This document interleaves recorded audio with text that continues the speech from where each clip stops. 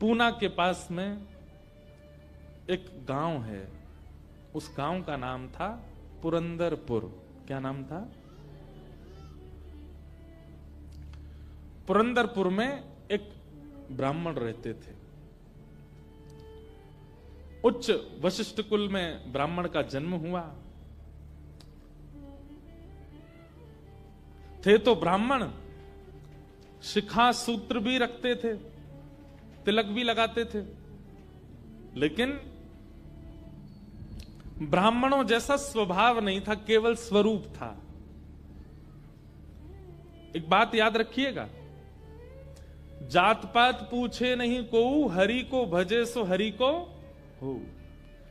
कितनी बार ऐसे ऐसे भक्त हैं जो जाति में भले ही श्रेष्ठ नहीं है, पर ठाकुर जी ने उनको ब्राह्मणों से भी ज्यादा महत्व दिया है। श्री तुकाराम जी महाराज वे ब्राह्मण नहीं थे, पर श्री तुकाराम जी का अभंग सुनकर के छत्रपति श्री शिवाजी महाराज भी उनके सामने हाथ जोड़ करके बैठ जाते थे। श्री तुकाराम जी महाराज ऐसे भक्त थे कि उनके लिए श्री पंडरीनाथ भगवान मचल जाते थे उनको देखने के लिए।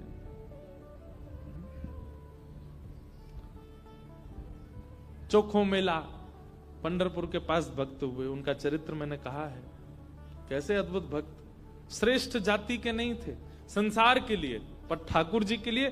ठाकुर जी आप किस वर्ण में जन्मे हो इससे ठाकुर जी को ज्यादा फर्क नहीं पड़ता, पर जहां भी जन्मे हो आपका स्वभाव कैसा है वो ठाकुर जी देखते हैं। आपका व्यवहार कैसा, आपकी विचारधारा कैसी। तो ये उन भक्तों के लिए जिनका स्वभाव अच्छा नहीं है, जिनका व्यवहार अच्छा नहीं है, जिनके विचार अच्छे नहीं है, वो भक्त बहुत ध्यान से सुनिएगा इस कथा को। तो पुणे के पास में एक गांव है पुरंदरपुर, वहां पर एक ब्राह्मण रहते थे। स्वरूप ब्राह्मणों का था पर स्वभाव वैश्यों का। वैश्य मतलब हमारे बनिया भाई लोग, उनके जैसा उनका व्यवहार था। कैसा? व्यापार करते थे, धन देते थे, उस पे क्या बोलते हैं उसको, ब्याज पे, ब्याज पे धन देते थे लोगों को, और अपना गल्ला खोल रखा था, गल्ले पे बैठते थे। ब्राह्मण का नियम है संध्योपासन करना चाहिए, यज्ञ करना चाहिए, अध्ययन करना चाहिए, ग्रंथों का अवलोकन करना चाहिए, पर ये सब कुछ नहीं करते थे। सुबह उठे, केवल तिलक लगाया, स्नान करके चोटी शिखा बांधी और सीधे अपने गल्ले पे पहुंच जाते थे। उनको दिन भर का यही, क्या देना है देते रहो। और इन सबके साथ साथ महाकंजूस, खूब धनवान थे। भगवान की कृपा से उन पर ब्याज का इतना धन आता था कि वो पूरे पुरंदरपुर गांव को अकेले भोजन करा सकते थे। पर इतने कंजूस थे, इतने कंजूस थे, दूध में अगर मक्खी भी गिर जाती तो दूध छान के पी जाते थे, और मक्खी को यूं पकड़ करके उसके भी 2-4 बूंद छींटा जो दूध के होते थे उनको भी लेके पी जाते थे। दूध का क्या बिगड़े, इतने कंजूस। और कंजूसाई की हद तो तब पार हो गई, उनकी पत्नी का नाम था सरस्वती देवी। क्या नाम था? तो सरस्वती देवी जो थी, उनके पिताजी ने इसीलिए ब्याह किया कि भाई ये विप्रदेव जो हैं बड़े धनवान हैं, बेटी खुश रहेगी हमारी। तो सरस्वती देवी का ब्याह हो गया। उनकी मां ने, पिता ने जितने गहने दिए, ब्याह के अगले दिन ही, सब लोग इधर देखो, बहुत ध्यान से सुनो कथा। ब्याह के अगले दिन ही सुबह सुबह ब्राह्मण देवता उठे, देवी सुनो, सबरे गहने उतारो अपने। बोले क्यों? अरे देखो कितनी अच्छी नक्काशी की है इसमें, कितने अच्छे से तुम्हारे कुंडल बने हैं, कितने अच्छे तुम्हारे गले के हार बने हैं, हाथ के तुम्हारे बढ़िया कंगन कड़ूला, रोज पहनोगी तो घिस जाएंगे, उतार दो सबको।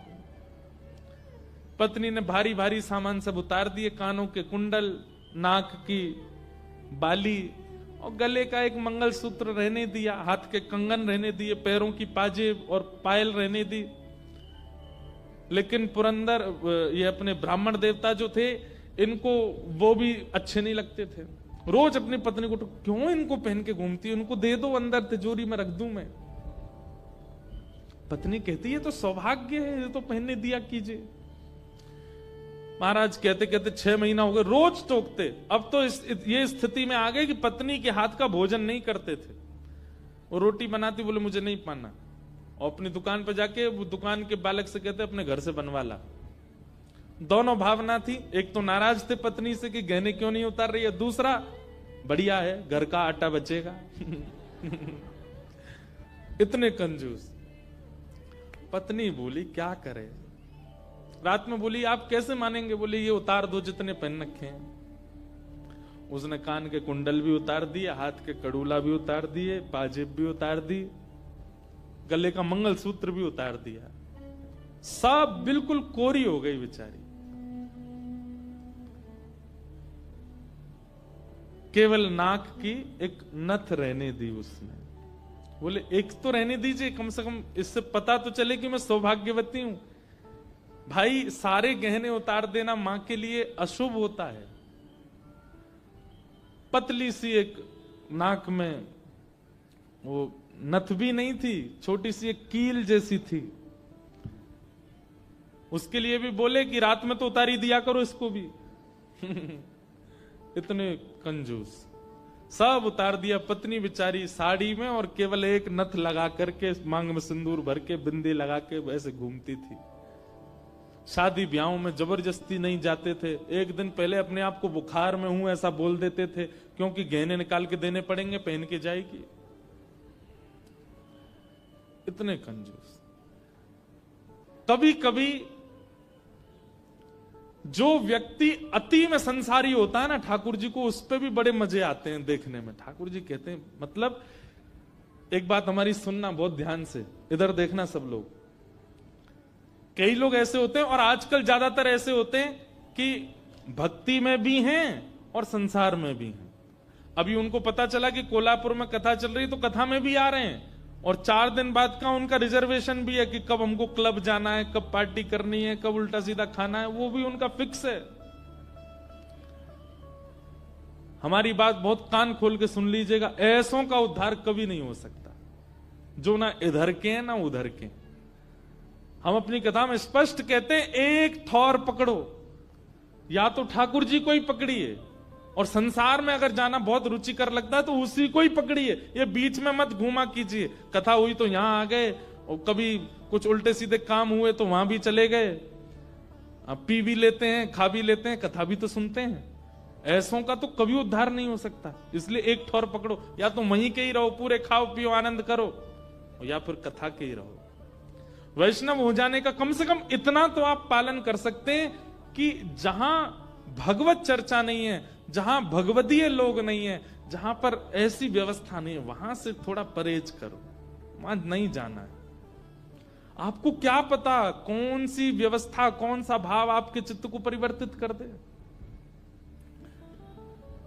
तो इसलिए हमारी प्रार्थना है, ये बीच के मत रहिए, इधर उधर घूमते रहते हैं। एक तरफ जाइए, एक तरफ पकड़िए। संसार अच्छा लगता है तो पूरे पूरे जाओ वहीं पे।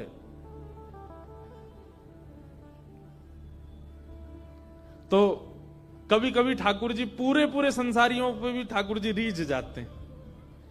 ठाकुर जी बोले, भाई ये ब्राह्मण देवता बड़ा बहुत अच्छा लग रहा हमको। क्यों?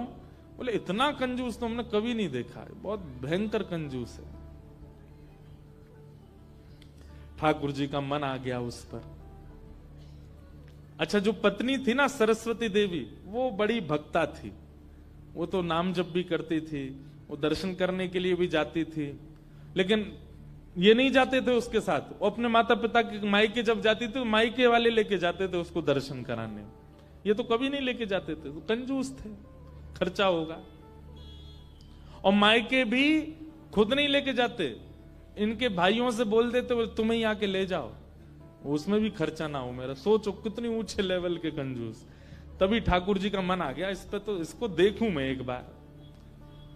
और हमारे श्री पंडरीनाथ भगवान, श्री विठल भगवान एक दीनहीन से ब्राह्मण का रूप धारण किया।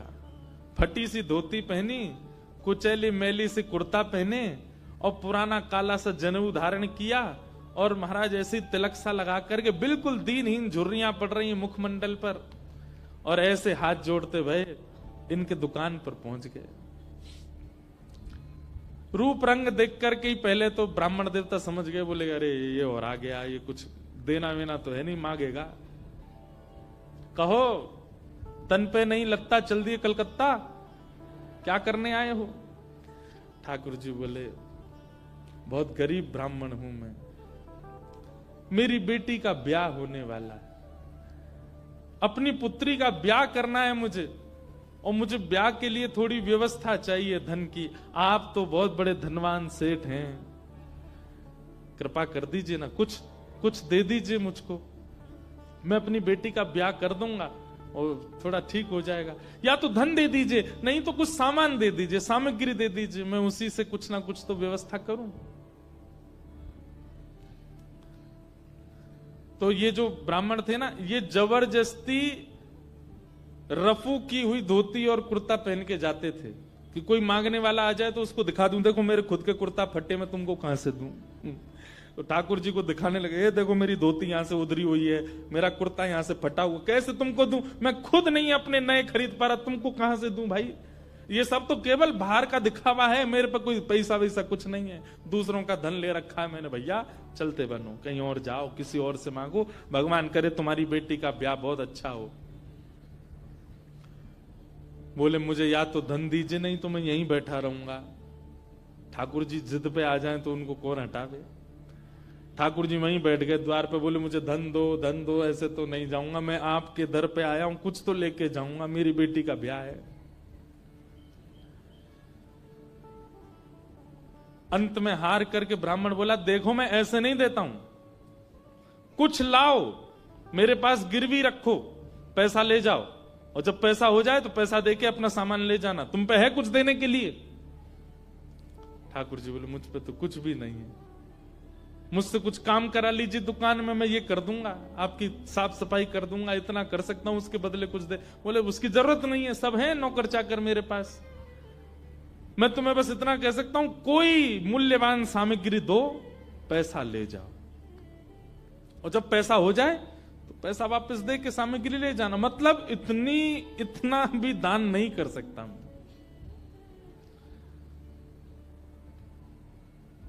ठाकुर जी बोले ठीक है, मैं जाता हूं, कुछ ढूंढ के लाता हूं। ठाकुर जी भी इतने खेलते हैं, ठाकुर जी जैसा खिलाड़ी नहीं है दुनिया में, इतना बड़ा खिलाड़ी कोई नहीं हो सकता। ठाकुर जी गए उस ब्राह्मण देवता के घर, और घर जाकर के द्वार पे खड़े होकर रोने लगे।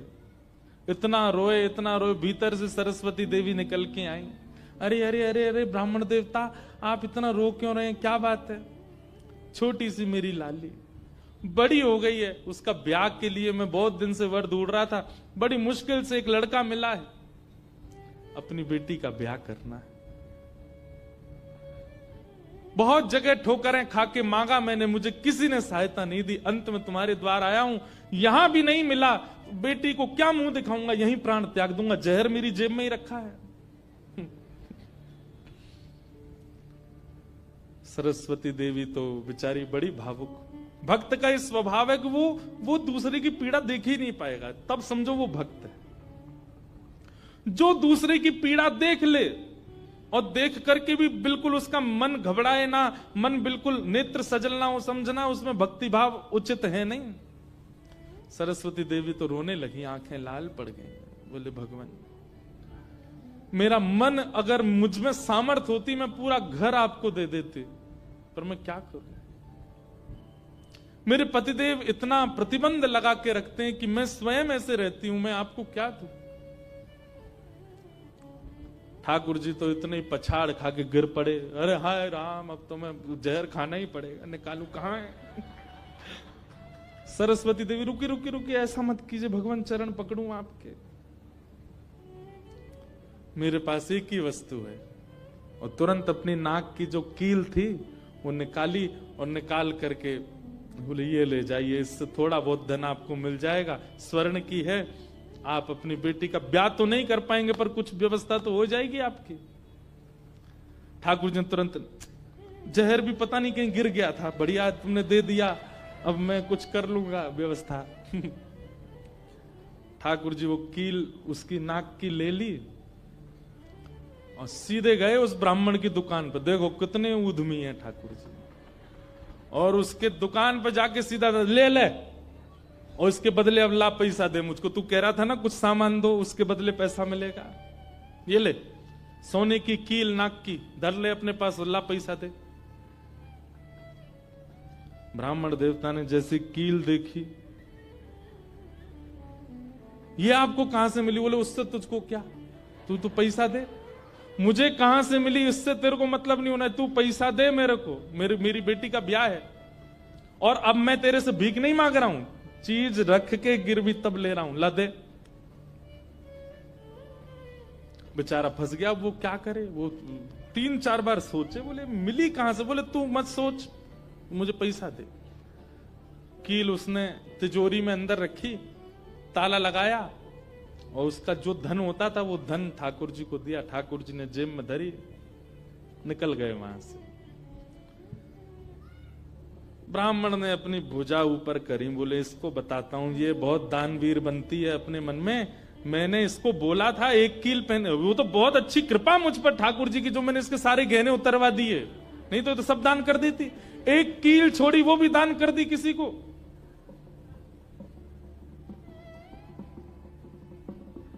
पहुंच गए। अब यहां वो ब्राह्मण जा ही रहा था अपने घर, उससे पहले दुकान का जो मुनीम था वो बेचारा सरस्वती देवी को बहुत मानता था, कभी कभी सहायता कर देती होंगी उसकी। वो सेठ जी से, इनसे ब्राह्मण देवता से पहले ही दौड़ के गया और जाके बोला, मैया आज बचो आप। बोले क्यों, आपने कोई कील दी थी किसी को? बोले हाँ दी तो थी, एक ब्राह्मण के ब्याह के लिए दे दी थी। क्या हो गया? उसने जाके वो आपके पतिदेव को ही दिया और बदले में ले गया पैसा। सरस्वती देवी, हाय नाथ अब नहीं बचूंगी, वो तो बहुत डांटेंगे। बोले वो आ रहे हैं, दुकान बंद कर दी उन्होंने, वो सीधे धोती चढ़ाए ऊपर चले आ रहे हैं सीधे, आप बचो। सरस्वती देवी बोली कहां जाऊं? हे पांडुरंगा, हे विठलनाथ, हे मेरे प्राणनाथ, मेरी रक्षा करो। ये कैसा नियम आपने मेरे आज जीवन में पहली बार तो कुछ दान किया, वो भी एक ब्राह्मण बेचारा अपनी हत्या करने पर तुला था तो मैंने किया। ये कैसा आपने खेल किया ठाकुर जी, कैसे भी मेरे पति को रोको। लेकिन इतनी डरती थी अपने पति से, इतनी व्याकुल हो गई, तुरंत विष ले लिया। बोली कि मैं उनका क्रोध नहीं सह पाऊंगी, उनकी मार पिटाई डांट नहीं सह सकती, उससे अच्छा तो मैं प्राण त्याग दूं अपने।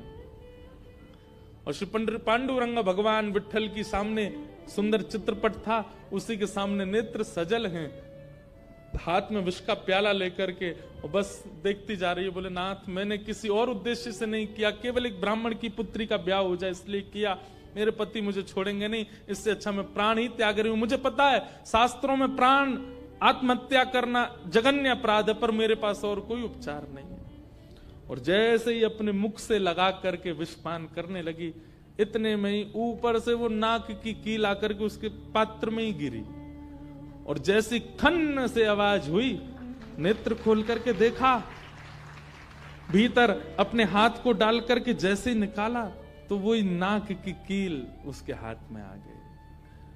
और नाक की कील हाथ में आते ही, इतने में ही वो ब्राह्मण का प्रवेश हुआ। प्रवेश होते ही उसने भीतर से किवाड़ लगाई, ढूंढने लगा कहां है, कोई साधन मिले इसको बताता हूं मैं। पत्नी सामने खड़ी थी, कहिए कहिए, आज कुछ कहूंगा नहीं, आज तो करूंगा, तू बता, तैने किसी को दान कैसे किया बिना मुझसे पूछे? तू क्या दान किया? तेरी नाक की कील कहां है बता? पत्नी ने अपना हाथ आगे किया, ये रे। उस ब्राह्मण ने जाकर के कील उठाई, तेरे पास कहां से आई? बोले मेरे पास ही थी। नहीं ये तेरे पास नहीं है, ये तो मेरे पास वहां रखी है तिजोरी में भीतर, चाबी मेरी यहां डली हुई है, तेरे पास कहां से आई? बोले मेरे पास ही है, अब बहुत दिन से पहनी हुई थी, साफ करने के लिए उतारी थी थोड़ी सी। ऐसा हो ही नहीं सकता है, मैंने इसके बदले मूल्य दिया है एक ब्राह्मण को, और ये मेरी तिजोरी में रखी है, चाबी मेरे पास है। तो रुक, अभी रुक, मैं अभी जाता हूं। और कील अपने संगी लेके गया, गए, जाकर के दुकान खोली, चाबी लगा करके खोली, तिजोरी जैसी खोल करके देखा, उसमें वो कील थी ही नहीं, वो हाथ में थी।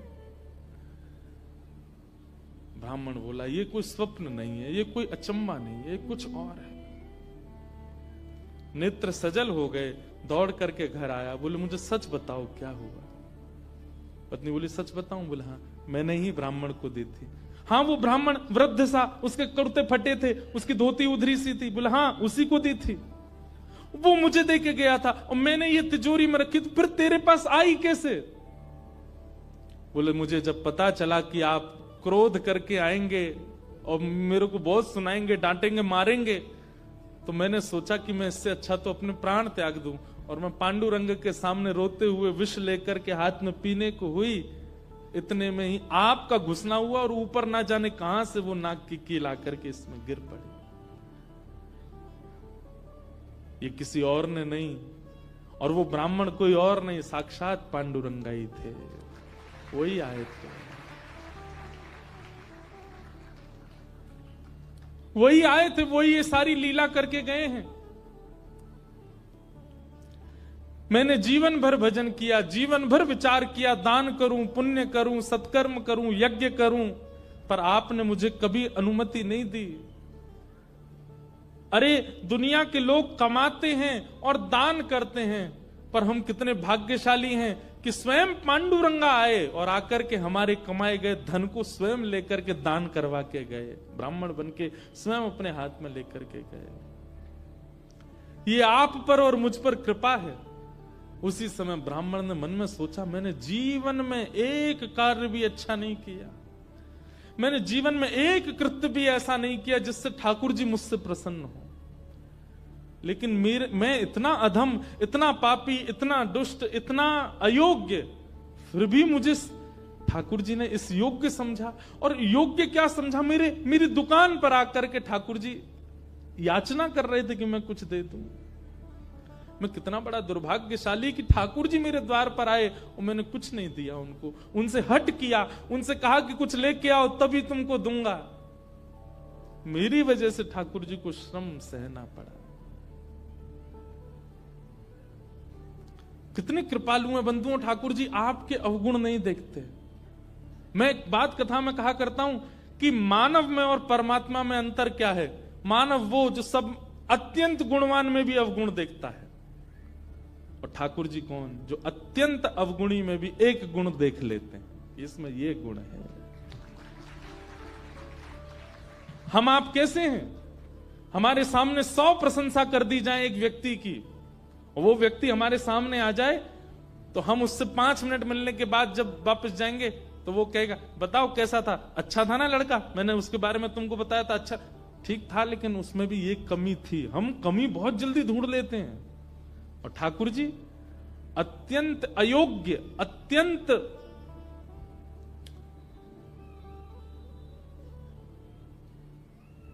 विचलित व्यक्ति में भी एक गुण खोज लेते, इसीलिए वो ठाकुर जी। उसी समय उस ब्राह्मण देवता ने विचार किया कि अब किसके लिए जीना है। अपनी दुकान बंद कर दी, दुकान को बेच दिया, घर को बेच दिया, और पत्नी के साथ आ गए श्री पंढरपुर। और पंढरपुर में विठल भगवान के आगे आकर के बहुत रोए, याचना करने लगे, नाथ मेरे दुकान पर आप खड़े हो गए आकर के, और मैंने आपको इस प्रकार से दुत्कार दिया, इस प्रकार से आपको कर दिया। बहुत रोए।